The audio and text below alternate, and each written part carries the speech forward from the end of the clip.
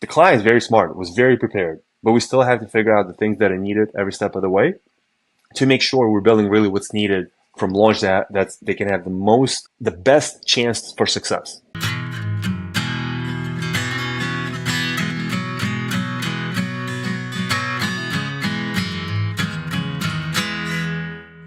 Hey, welcome to 10X Your Team with Cam and Otis. We're a father-son leadership podcast where we talk with other lifelong learners about solving big problems and doing something else. Making an impact. Making an impact. Dang. That was a serious vapor lock. You know, folks, here's a lesson learned for you right now. When you shoot I can't say the SHIT word. Shoot the crap. Crap in the green room, all over the place about vacations and adventures in different parts of the world.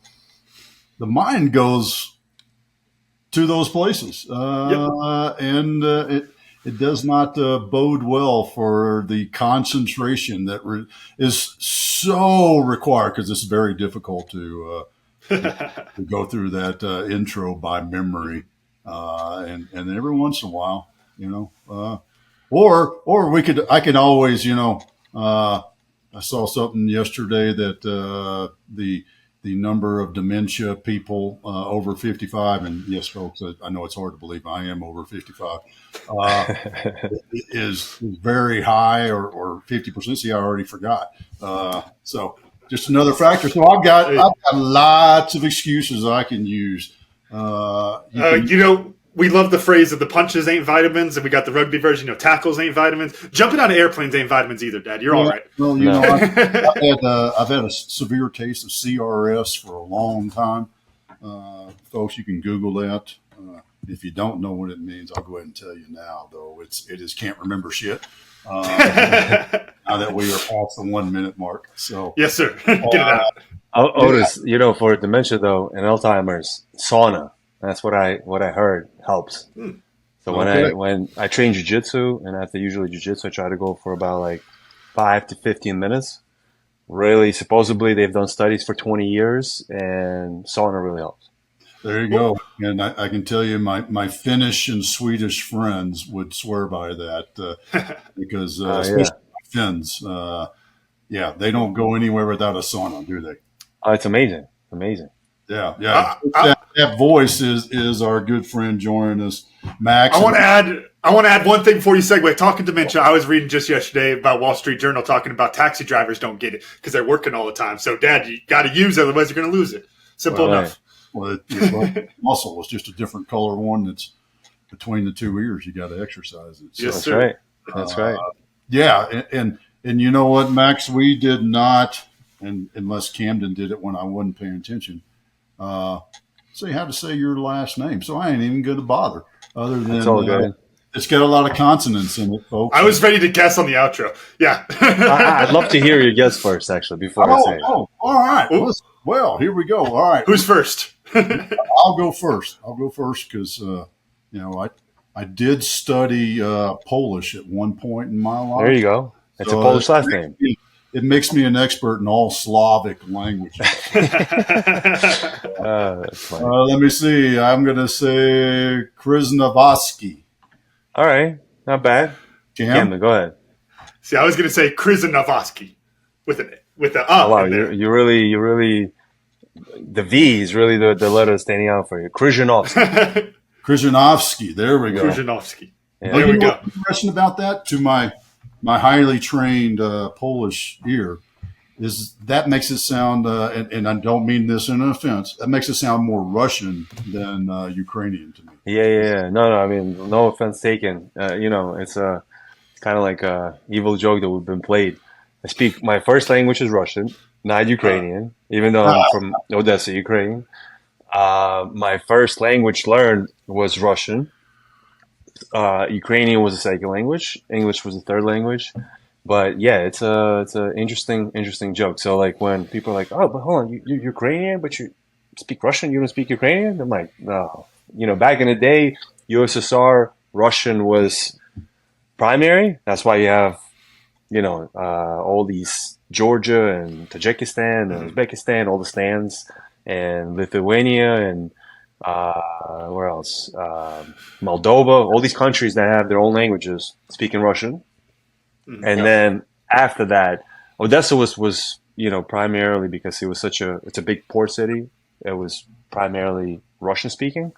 And then now, obviously, with everything that's going on, it's a lot of people are like, different generation, like, no, we have to speak Ukrainian. So, like, when I actually went, as I was telling you guys, in 2019, you hear on the radio, you're hearing, before it was people that were speaking Ukrainian were from the villages. They were coming in to sell in the market. Now, it's on the radio, it's on TV. I'm like, I understand it, but I can't have a conversation, with the Ukrainians. It's illegal. It was illegal under the USSR. I mean, the Soviets. That's true. That's true. The whole thing. I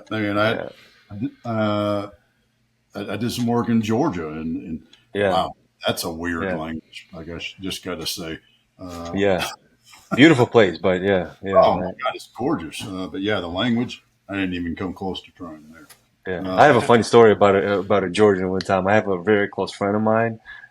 Who his parents, he was born in Chicago. His parents are originally from Odessa as well, same place where I'm from. And then his wife is from Georgia, right? They're very hospitable, great people, very friendly. But if you cross that line, they get very, very heated.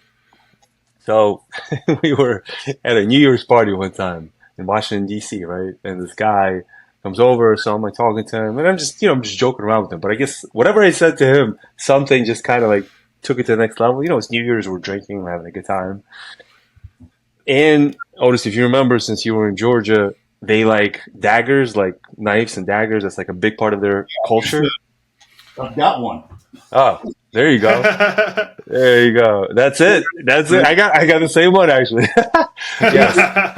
Yeah. It's a beautiful case. Yeah, it's amazing, right? So this guy sees a dagger and he's like, try to stab me with a dagger. I'm like, hold up a second. Listen, I don't say anything that offensive. I was just joking with him. So anyway, going forward, time goes by. My friend Boris. The funny thing is their names are Boris and Natasha. No. You make it this. I swear to God, this is a true story. He was born in the U.S., but his name is Boris. She was born in Georgia. Her name is Natasha. They came together, so Boris and Natasha. So anyway, Boris sees this guy. He's like, oh my God, Boris, it was so good to see you. Guess what? I got my paperwork now. I'm staying in the U.S. And he's like, well, if you would have stabbed my friend, you wouldn't have stayed in the U.S. was joking with him, right?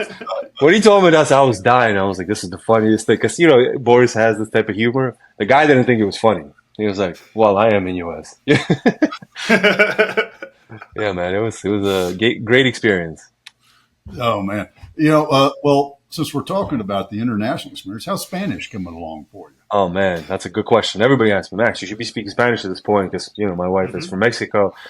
We speak to our kids. I speak to them in Russian. She speaks to them in Spanish only. Like if they talk to me in Spanish or in English, I tell them I don't understand. So my Spanish should be a lot better. I understand well. It's kind of like the Ukrainian, right? Like I understand it, but I couldn't have a fluent conversation. Let's just say that. Another guy on the show with us right now that might fall in that same category of Spanish. Oh yeah, I've gotten that same question of why isn't your Spanish better and all that. I've been on the Duolingo for a while. I'm getting there. Same here. I'll tell you, Max, my goal. Talking about the kids. We had our daughter. She's 2 months old now, and I was like, okay, well, I'll learn Spanish with her. So far, I'm doing a great job. We're on the same level of Spanish so far. Now, okay, I'm sure a year or so down from now, she's going to double up on me, and I'm going to get left behind. But right now, I can speak just as much Spanish, actually more Spanish as she can. Oh man, listen, Cam, it's crazy how they're such sponges. Like they know their audience. They know to come to me to speak only in Russian. They know when they go to my wife to speak only in Spanish, right? Like they bounce that quickly. And I'm like, man, this is crazy. I'm glad I understand it because at one point they're probably going to be like talking about me behind their back in Spanish. No, but it's crazy how they suck it up, and you telling them words that they might not even know or you've never told them before, they understand it pretty quickly. It's amazing. I'm excited. Somebody else on the show a while back, Cam, that was the same thing, and the kid just naturally does it. It's an interesting thing in the mind that yes, that happens, and and here's my segue. Hold on to your chairs, folks. All right. Because when you learn these multiple languages, and then I always attribute the problem solving aspect of coding as another language. Have you found that, the fact that you got Russian, Ukrainian, English, and maybe a little bit of Spanish floating around in there, is that helping you? Has that helped you over the years with the zeros and ones when you're coding? That's a good question. Yeah, I mean, it definitely opens up your mind to think differently, for sure. And I think it's a very, like you said, it's a muscle, right? It's all about muscle memory. So I think it creates that understanding of how to understand the information that you're receiving, right? How to listen to it, how to evaluate it, how to be able to answer it properly. Because obviously, even in Mexico, right, you have a lot of slang, you have proper words. Like, how do you? Same thing when you're writing, right? When you're writing code, you can write it in a proper way, a proper structure, and you can write it in a way where it's a lot quicker, just to kind of get it out, right? So yeah, it definitely helps develop your mind for sure. Yeah. With that, I was just going to say I ran into that when I was working for a data company, because we had guys on site with the client, and the client would come and say, "Hey, I need it to do X," and the guy would fix it to do X. But 6 months, a year later, when we tried to integrate that problem into the structure of the program so that other clients could use it, man, it was, probably close to $40,000-$50,000 to go back and rewrite all the code to fix, the quick, sure, there you go. The shorthand. I never thought about it in the slang sort of way. Have you run across that in developing solutions for clients? Of fixing it quickly and then having an issue in the future, absolutely. I mean, it's the context, right? This very common question comes up now with AI. Oh, can we just use AI to develop it? Sure, you can. Try it, right? But are you going to get what you need, right? So, like, for example, certain things that we write when we're writing code, right, for application, you can write a TypeScript to be able to see if you have a bug, right? And if you don't have the context, like, for example, there's some softwares that's still trying to catch up to make sure you're writing the right context of what you're writing in terms of the solution or the feature or the function that you're writing, to make sure it gives you the right response, because the context could be different. And that probably, Otis, was similar situation of the experience you had. The context was specifically for what was needed to be done then, but not everything was thought of, right? And if you don't think of, this is why project management and product planning is so important, right? Because if you don't plan it out and think about everything that can touch it in certain ways, that it can influence whatever that output is, if that makes sense. I'm curious how you help folks to slow down on that aspect of the process. I always think that's such an interesting thing, especially if there is a quick fix that you can apply and you can get things going pretty good. It's hard to convince people to take the time to find the right solution. How do you help folks to, take the time there, slow things down a bit when they need to? It's a very good question. We approach projects, any type of app development, software development, in 4 steps: plan, design, develop, launch, right? Even after launch, we still, like, for example, if there's new features that need to be added, we first mock them up, we design them, right, to make sure that everything makes sense, the logic between screens and features. So, for example, when you develop an application, right, people are like, usually, right, the first question they ask is like, hey, listen, I want to develop an app. Let's say, for example, like Facebook, right? I ask them, which Facebook, which version of it? First version, second version, third version. There's so many iterations, right? And obviously, when they started, it was a smaller team, it was smaller applications, less amount of features. Then it started growing. There's more features, right? More functionality, more screens, more things are interconnected, right? So it's figuring out, what do you need now? What do you need later? And if it's later, you first mock it up, design it to make sure everything makes sense. Think about what else can it touch. Like, for example, if you're adding in messaging can be direct message, could be a group message. It could have a search specifically for direct word. You can have search any type of number or any word within a message, right? You can have a search for a number. You can have a search for multiple numbers. You have a search for a person. That's like 5 searches options that I just went over just for messages, right? If you don't think about it, then it can mess up other things of how the app functions and the experience that you're going to have, right? So just mocking it up, thinking about it to make sure visually, because it's a lot easier to think visually than thinking everything in your head, or even if it's written out as a technical scope, right, or a project scope. And once you see it visually, it's a lot easier to say, okay, you know what? Well, if this point touches this point, this endpoint, and this affects this, what's going to happen next? Make sense? Like, for example, when you have, let's say if you have a social media application, if you delete a profile, let's say, for example, somebody has like, is just a bad actor within the application, right? They're writing negative information. They're just not the right person for the application. You got to take them out. If you're deleting that profile or that account, what does that mean in terms of the messages they've posted, images they have, connections they've had, right? Like all of that trickles down. Make sense? Yeah, and I'm curious. Talking about the social media example, and specifically with Facebook, what comes to mind for me is one of the old Freakonomics interviews with Stephen Dubner talks with Mark Zuckerberg, and one of the things they talk about that I found so fascinating is the not just the amount of versions that Facebook has, and how all the evolutions there, but the amount of versions running simultaneously. And that's something that I don't have too much of a coding background. I like to joke with my old CTO that I had enough to, make his day suck and to ask him annoying questions, but not really to do anything with it.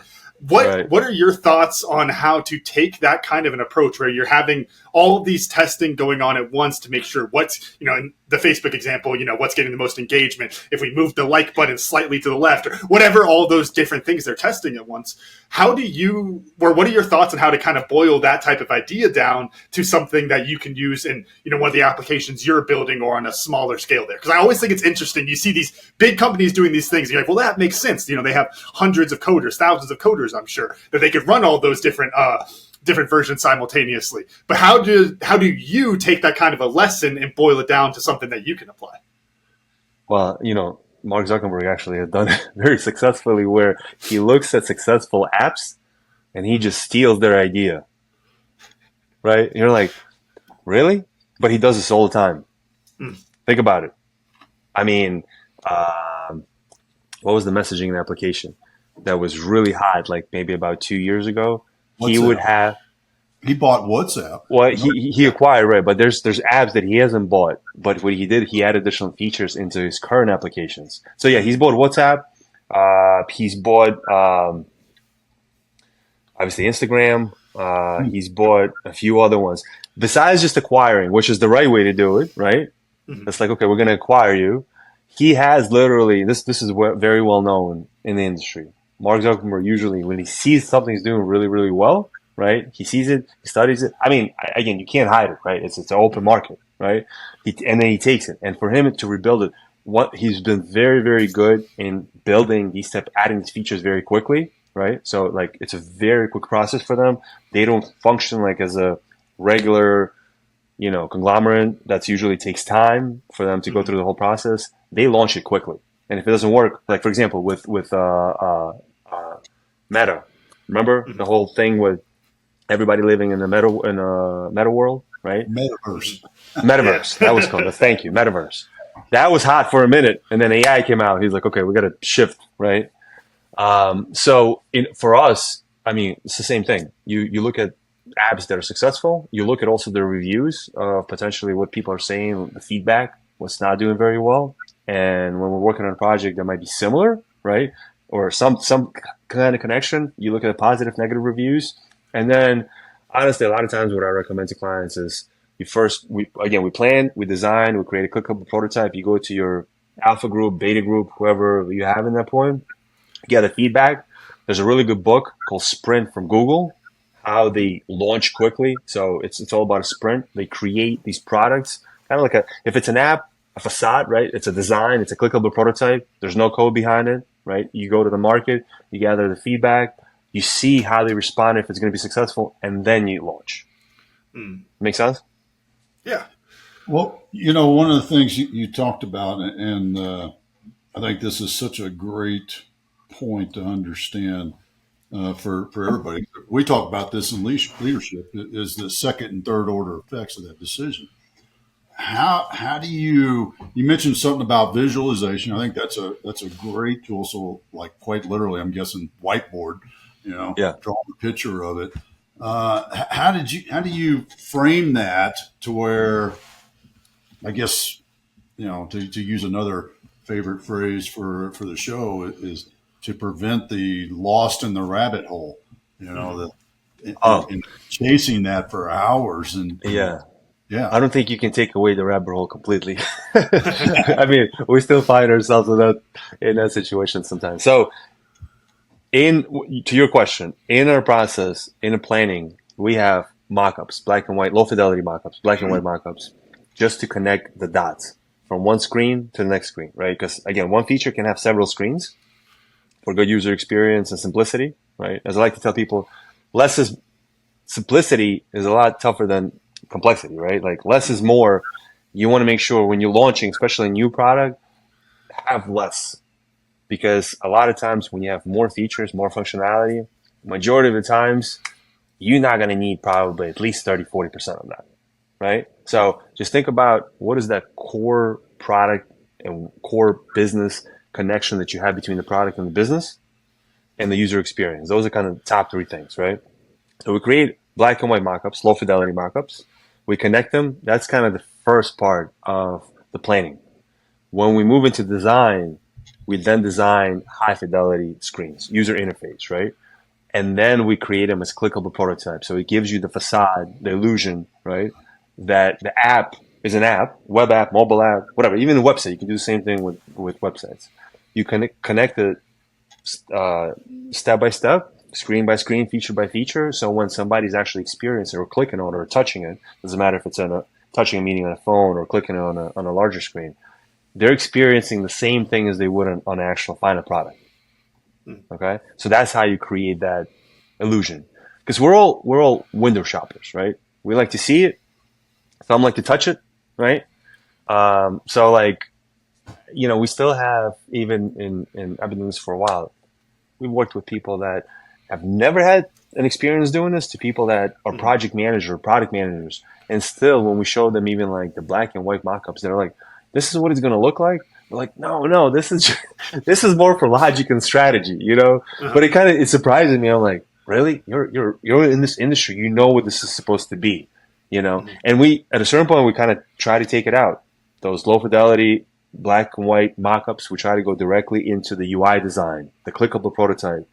But we keep on coming back. It's so much easier to be able to really, figure out that next step in a quicker process, which is the mockups, right? Before you design. So that's why we keep on coming back to it. I'm laughing because I can think of products that I've built and I've learned that lesson so many times. You show them the prototype that's, it does these three functions of the 10 that it's going to do, but you got to make sure these three work. And what's the client do? They're like, "Oh, well, I thought it was gonna." Exactly. I thought it was gonna. That's the famous words. Oh yeah. I thought it was going to. Yeah. So. With that, I'm really curious on what your process is for interpreting that vision from somebody. Because like I joked about my CTO, shout out to Norman, old podcast Great producer. Question. And I would go to him, and I had that little bit of background, so I knew what I could ask for. I was like, hey, you can build me this. I don't know how long it's going to take you. I don't know how hard it is, but it's like I know that that's something that you can do. I can only imagine if you have somebody comes in who has no background on it, they don't even know what you're capable of doing, and they have this big vision. They probably can't even communicate it. It's like I have all these artistic visions in my mind. I can't draw for shit. Like I feel like it's one of those type situations, and you have to take that and then make it into something that they want. What's your process for trying to tease out those components of what they want from the product? That's a good question. So first we ask, is there anything else like this in the market, right? A lot of times people think, no, there's nothing like this out there. We do some research, we find there is some things. Usually there's majority of the applications these days, there's the one or two core features that really separate. Everything else is similar, right? You're not going to recreate a sign-up process. You're not going to recreate an onboarding process. You might make it yours, different for what you need, right? Connected to the tools that you need, but it's similar. So we gather that information. If it truly is different, we think about, okay, who's the audience? Who's the early adapters? Who's the low-hanging fruit? Meaning, you're going to tell them who's somebody like you. Meaning, let's say, for example, let me give you an example. We're doing Otis, I told you, we're doing an app for military families, right? The guy that's building this is specifically for permanent change of station. He has moved many times. Every 3 to 5 years, I think is the average, right? He's been through this experience. So he's built an app for people like himself. Like, I know I have this problem. I don't know it was such a big problem, right? So after we started working on an app, I train jiu-jitsu on a military base. Every military person I speak with, they're like, this process sucks. It is very broken, right? They tell me I got to move. I got to figure everything out. Yes, they have some information they give me in a folder. I still have to research, where I'm moving, like what's around me, where I'm moving to, what are my costs, what's my budget for specifically. I got to prepare everything for the military, right? So like you figure out, okay, what is the problem? And you talk to, again, this is kind of when you create an alpha group, right? You create a group of people that have the same problem and you figure out in a priority order, kind of divide it into 3 categories. What do they need to have? Like, what am I solving? What is the need to have solution or need to have features, right? What's want to have, meaning something that I want the app to have because it's mine and I'm really connected to it and confident. I love it. Whatever that word is that creates the connection. And then good to have, right? The need to have sometimes cross over into the need to have. Sometimes it can be left over for phase 2. And the same thing with good to have, right? They cross over with need to have, or majority of the times the good to have can be left phase 2. And that's kind of how we start figuring out, okay, what is really needed, right? First, you talk about the important things, the sign up, the onboarding, the security, like what type of security is needed. Obviously, for military families, you need more security, right? So we're integrating, initially it was going to be ID dummy, now it's sheer ID, right? So you figure out what are important things for that audience, for the user experience, like what are they expecting? And to your point, this app that we're doing right now, they have a social media capability. One of the first questions I asked, the client, I said, are you trying to build a Facebook competitor for military families? Because please tell me you're not, because this is a huge, huge undertaking, right? I mean, Don't get me wrong. Listen, I'll be more than happy to help you, but you're talking about like crazy budget, right? He's like, no, I'm not trying to build, a competitor to Facebook, but as Otis was saying, but you always come back. He's like, well, Facebook had, and I love like this experience. I love to have these conversations because it's constant like repositioning to say, do we really need this now? Like, is this going to help the move? Your core competency of the application, and I'm using this application as an example because it's been a really cool, interesting learning experience, right? Like the client is very smart, was very prepared, but we still have to figure out the things that are needed every step of the way to make sure we're building really what's needed from launch that they can have the best chance for success. And then everything else can be added. So we constantly come back to it, right?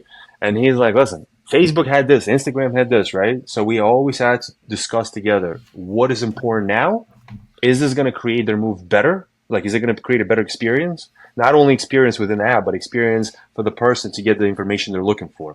Yes, social components are going to be important because if you're moving, let's say, from California to Virginia, to a base in Virginia, I want to know who might be there from people that I know. I want to know, do I live on base? Do I live off base? Am I able to afford to live off base? What am I able to do if I have kids? Like, where are my kids going to go? What school? Like, so it gives me that information, that additional connection to somebody that might be going through the same process, right? And that's how do you approach it, step by step. Mm-hmm. Talking about the kind of joke of it's like, are you trying to make Facebook here, brings to mind a question that I had a conversation with a VC friend of mine a while back about, an app that somebody was trying to get him to invest in. And he was just like, I just don't get why you need all this money. And it's just this little app. And as things have progressed, the barrier to entry for creating an app has dropped and dropped and dropped. To your point, Max, I'm not sure how great it would be, but I could go on ChatGPT and probably get quite a bit of code, throw some stuff together. Like, the barrier is much lower. And I think there's this interesting thing of does that proliferation last? Does that make sense? If somebody's like, this is Facebook, but it's for military families PCSing.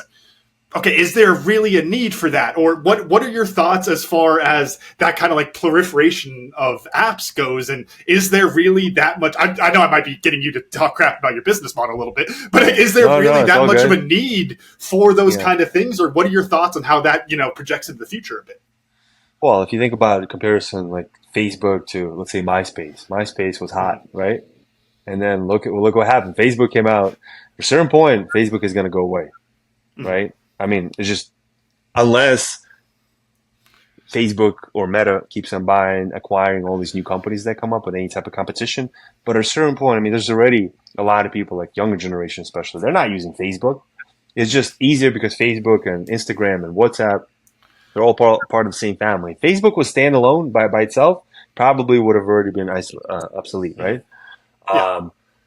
I think, for example, this app which is it's called Arc mobile app. I think it's definitely there's a need for it. Every military person or military group or individual that I've spoken to in the military, they're like, I need this. It's so niche, right? Like, they're not going to be using, I don't think they're going to be using it for social media component. It's not going to be their new way to be able to find out, what their friends are doing. But it's going to help them. They're still going to be moving. Like, the process in the military is not going to change. PCS is still going to be in place, right? So yes, I think there's going to be still a huge need. Do I think we need all these other apps? They can take out other apps. I mean, of course, it's an industry, right? It's going to keep on growing.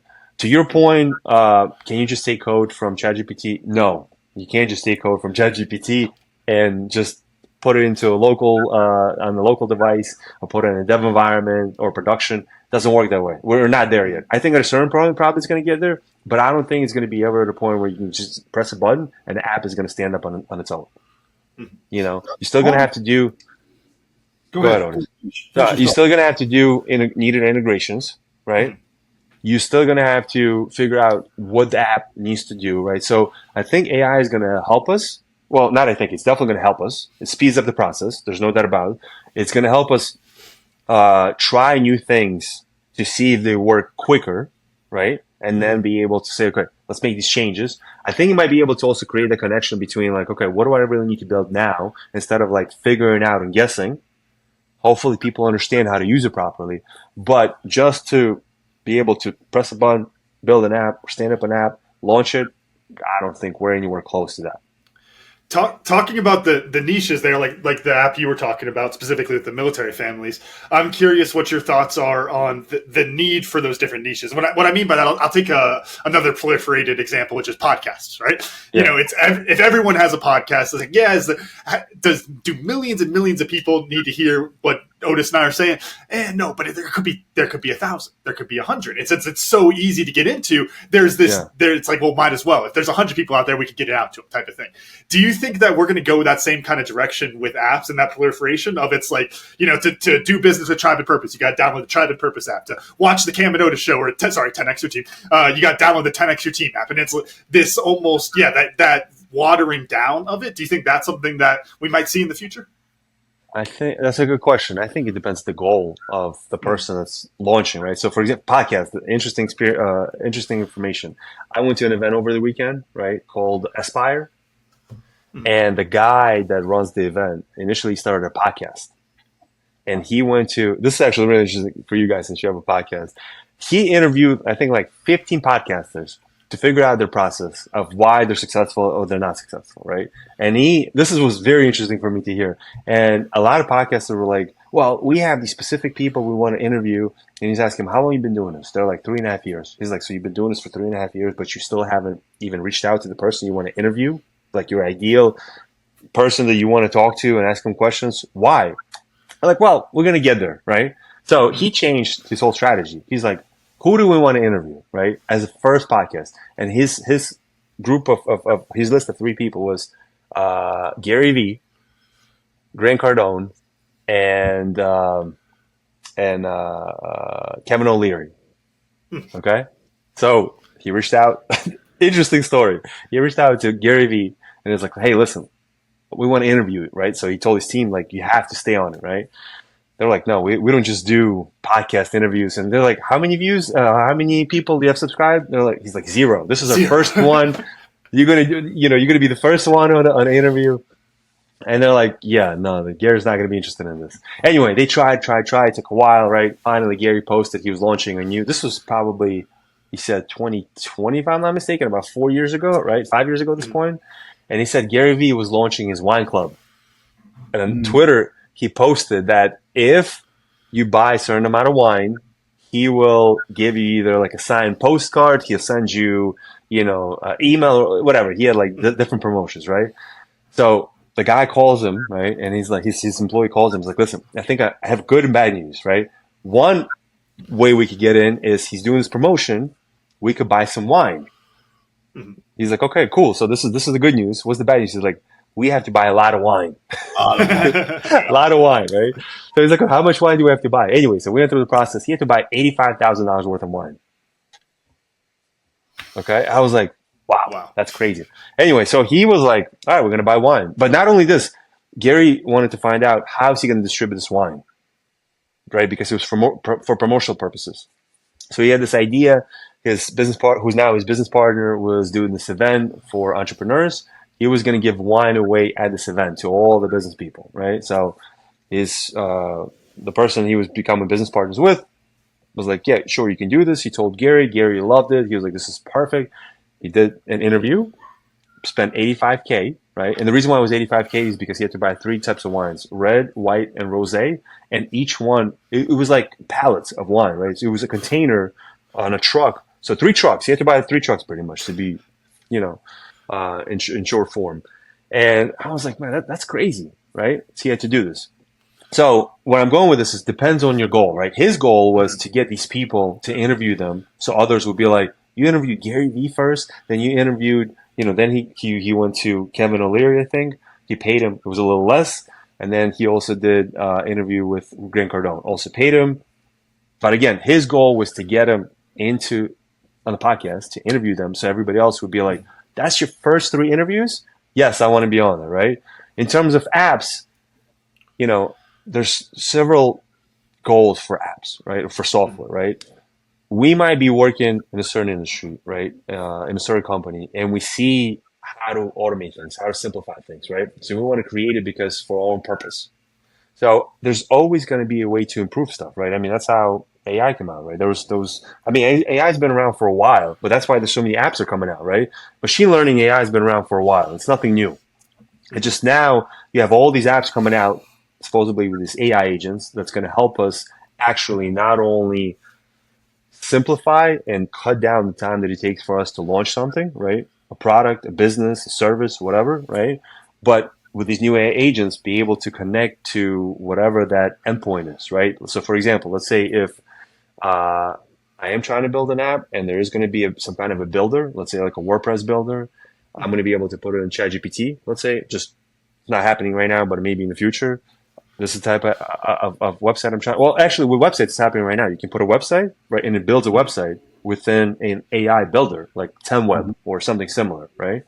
So it is happening to a certain extent. So I think these type of apps are always going to come out. It's just going to be a different twist that maybe somebody hasn't figured out of how to make a connection and provide them the solution that they're looking for. How have because you've touched on this a couple of times, and I go back to my time with that data company and all the open open source. Open source. Thank you. I was stuck on open AI.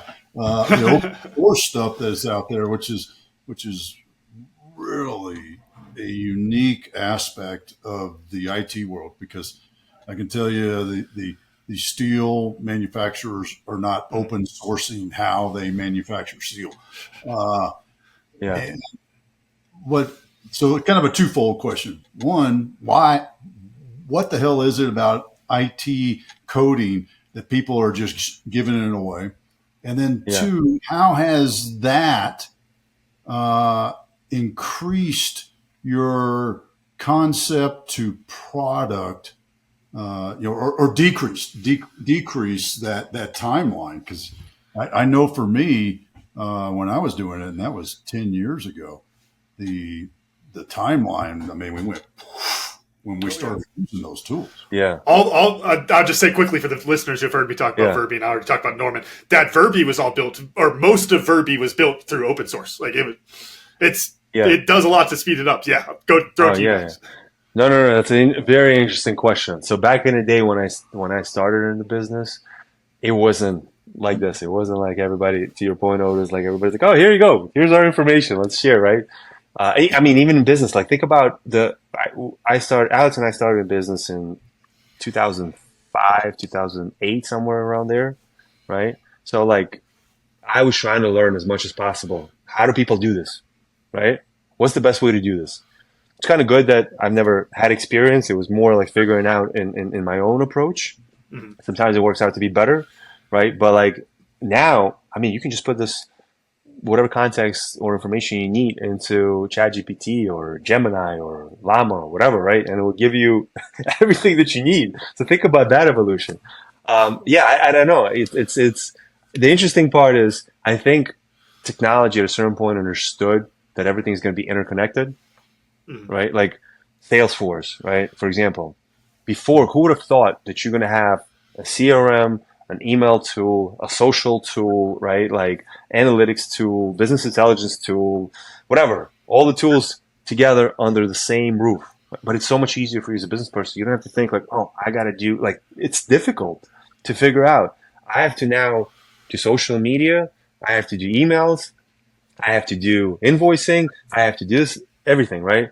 Everything, like if you're using QuickBooks purchased MailChimp, right? Because they didn't really have that email capability. Now they do, right? So I think they figured out at a certain point, like, listen, if we just play nice together, it's going to be easier for us and our industry is going to grow, which it has. And actually, to your point, Rockefeller, who had a monopoly in oil, right? At a certain point, once U.S. court told him he has to break up his monopoly, he actually figured out he made more money because he was invested into Mobil, into Exxon, which then merged together. So he made more money. So I think that was the concept. I think that was the thinking process. Like if we open this up and people can build more, obviously bigger companies like Salesforce figured out pretty quickly, which I actually thought back in the day. I was like, why aren't these things together? I wish I was the person that took initiative and build all these things under one tool. But it's just like, how do you build all these products together quicker, right? When they have the budgets, when they have the resources, the talent. So, yeah. The another thing, I think the industries that have not changed, have not become more innovative or haven't opened up as much, I think that's where the opportunity is. They're not sexy. But when people see like what can be done with new stuff, right? It's like, wow, we could really make some money in there, What would be your best guess on concept to product launch timeline, decrease, whatever, however you want to frame it, 20% increase in efficiency or what? Yeah.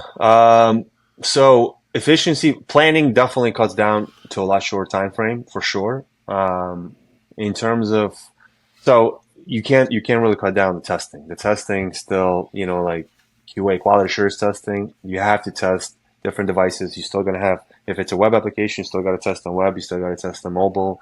If it's a mobile application, you still got to test on iOS. You still got to test on Android, So you can't really cut out the testing. I think the planning cuts down the time a lot more.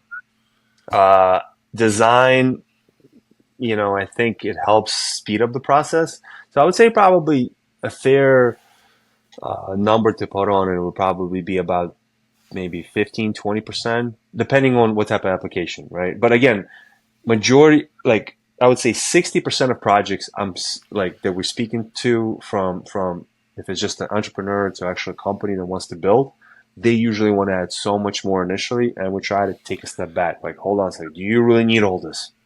Why do you need this? Explain to us why, You know, the talking about that, there are people trying to add more features and wanting all this extra. Excuse me, sorry guys. Gosh, Yeah.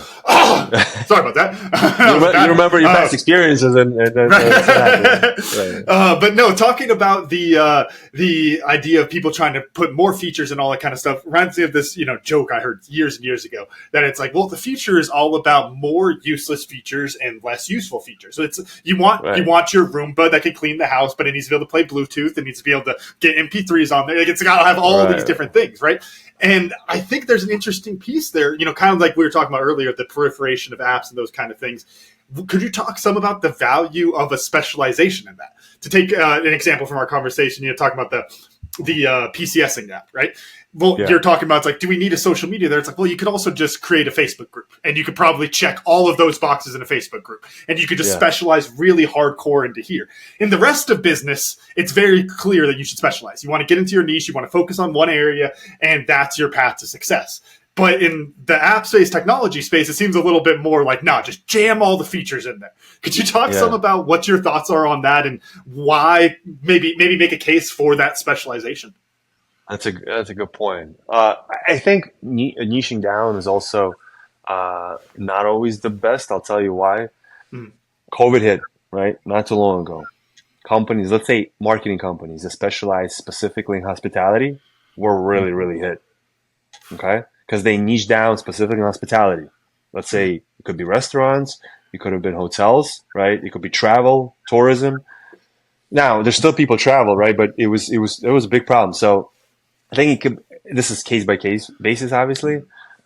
With technology specifically or apps, I think we're trying to create a convenience. We're so used to, like, it's easy for us to go on our phone and interconnect between apps, right? Like, even on your device, on your iPhone, if you have iPhone, they added so many new features that Android has already had for many years, right? To be able to download, to send directly from your device, you know, to WhatsApp or to some other application. With Apple, it was always more complicated. You're like, why can't I do this, right? Now you're able to have all these apps when you're downloading right on your device, right? You can preset it in your settings. So I don't think, unless you're very, very specific, like, for example, we're building an app right now for a property manager. It's very specific to property managers, right? But there's certain tools his audience still said they want to have, that they're used to, because they have bigger competitors that already provided to them. So it's about what you already have experienced, what you know, and compared to, like, what you have never experienced, right? If you've never had an experience from another company, from, let's say, a property management platform, they gave you other functionality, then you'll be like, oh my God, this is such an improvement. But if you already have this experience, you're not going to be like, well, I could use that as well. Why am I going to go away from it? You know, I think niching down specifically, at least in an initial launch, is definitely more important, right? Solve one problem, provide a couple of features, solve that problem, have a product market fit, then start expanding. Yeah, and the beauty of that is that's fundamentals of business. Right. How many businesses have we all seen that are like, I can solve the problem, I can help anybody. Leadership is agnostic. We can help anybody lead. And when you try to help anybody, nobody wants it, right? And that's the same thing whether you're developing a product. Can I say specifically on that? Because I was thinking, you know, I've been referencing Verbi a bunch because we're talking the tech stuff. But that was one thing that I thought I had so right with Verbi. I was like, not only am I going to niche, but I'm going to hit all of these niches. And what happened to me is I tried to hit them all at once, and it didn't freaking work. And I think back to that so much, as my biggest regret with that company was, like, if I had just picked one, drilled into it for 6 months, a year or so, then added another, then it's because I was like, I'm doing virtual events. Anyone can do a virtual event. It doesn't have to be nonprofit. It doesn't have to be business, Christmas parties, all these different things that I did. But when you try to sell them all at once, you're not going to get anything. So you have to really plan that out and be sequential with it, to your point, Dan. Mm-hmm. Agreed. Yeah, I was just pausing there because I didn't know if you had a comment on that, a further comment on that, Max, because, you know, I'm sure, you know, in your process, in your development process, when you onboard a client, that you get that quite often. Have you found, well, other than a baseball bat, how do you get them to tone it down? How do you get them to what? Tone it down? Yeah, to teach them that lesson. It's It's a process. It's communicating, communication is definitely key. And I'll tell you the easy way is once they see if they want to add all the features, once they see the cost, it's real quick. Like, oh, okay, I got to take a step back. that's the easy way. Want all these features? Are you sure? Yeah. Well, what people don't really think about when you're developing an application, let's say if it's a web app or a mobile app, you're developing the front end, right? The interface for the user. For mobile apps, you download it from App Store. For web apps, you access it through the internet. You have a backend. You have a database, or sometimes you don't have a database if it's a headless. But let's say you have a database.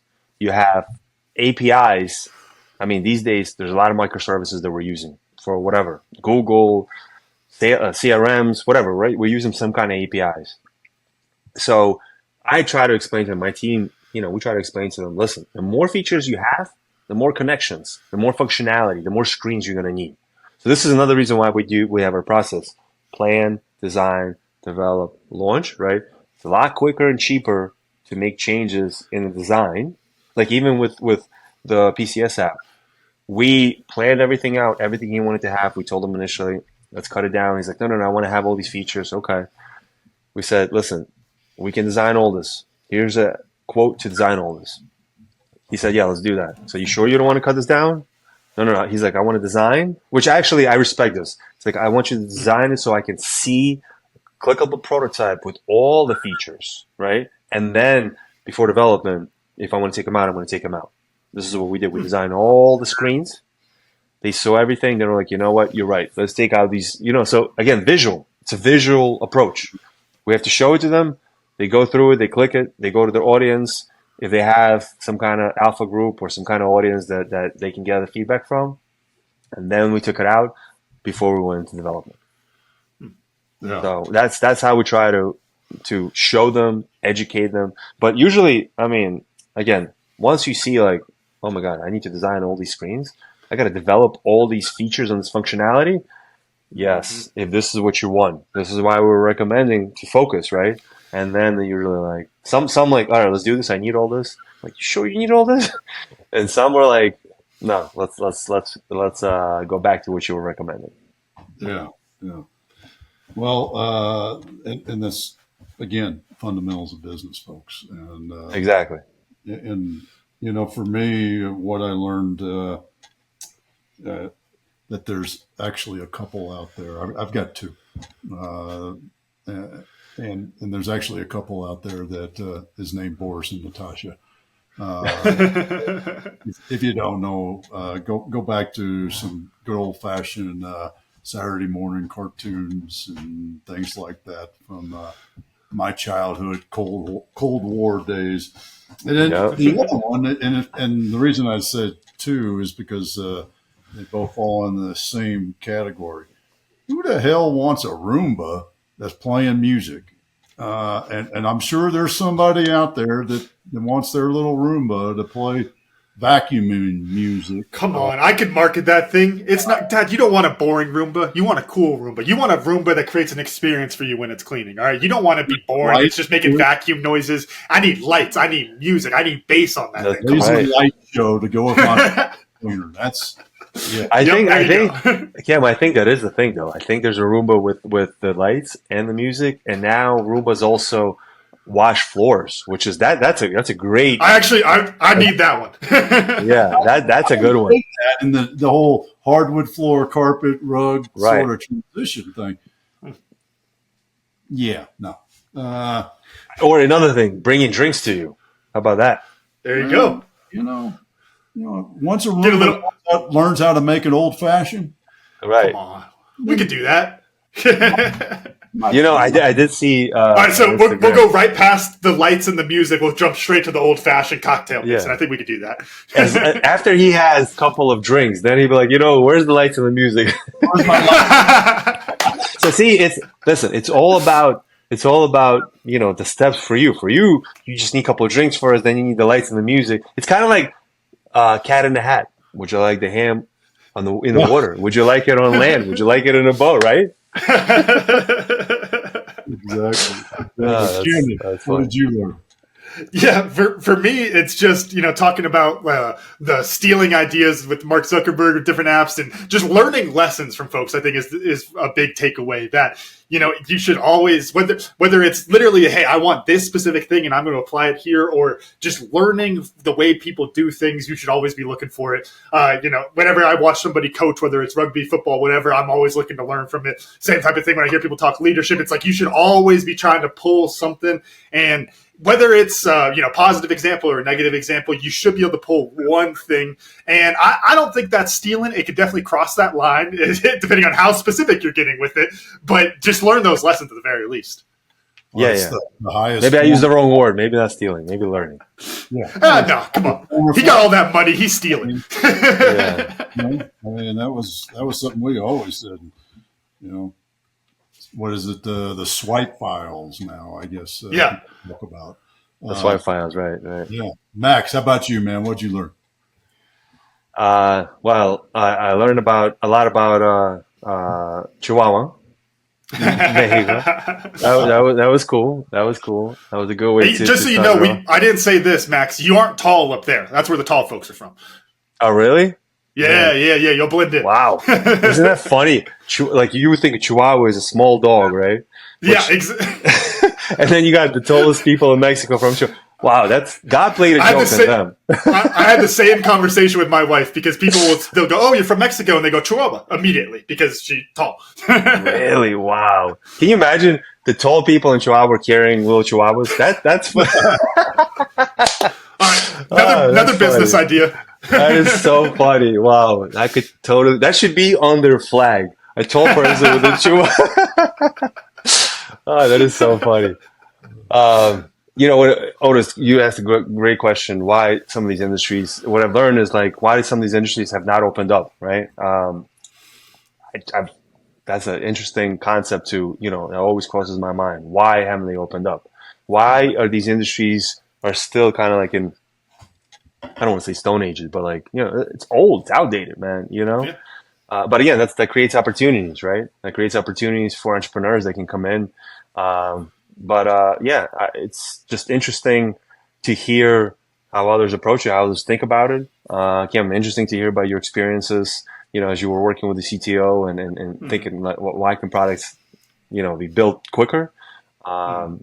But I think it depends on the team that's building it, depends on what needs to be built. So just, it's a process. I would say that's the top things that kind of stand out. Awesome. Max, how do folks find you? Learn more about, which we have not mentioned, your business, MOS Creative. Yeah. I can be contacted through email, maxk@moscreative.com. I can be found on LinkedIn. That's a good way to contact me as well. LinkedIn.com/Max Kryzhanovskiy, which might be a little harder to spell out. Spelled just like it sounds. Exactly.